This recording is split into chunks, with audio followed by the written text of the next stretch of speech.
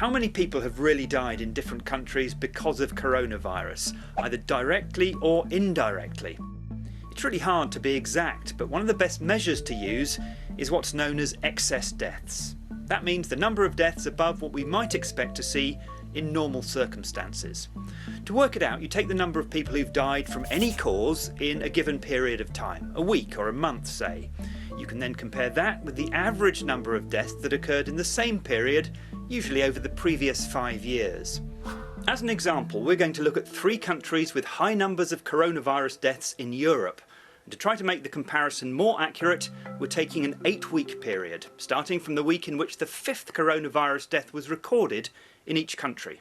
That means adding up the number of deaths in the same 8-week periods from 2015 to 2019 and dividing by 5 to get an average.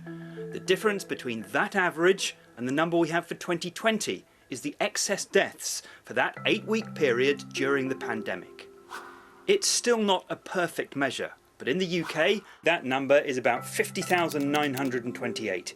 In Italy it's 40,820, and in France it's 27,522. And if you turn those numbers into percentages, you know that in that period the UK had 54% more deaths than normal, Italy 43% more, and France 29% more. The advantage of these numbers is that they take a lot of other variables which make comparisons between different countries really difficult out of the equation. You don't have to think about whether one country has done more coronavirus tests than another, or whether one has a stricter definition than another of how to count coronavirus deaths. You just know roughly how many more people have died of any cause than you would normally expect.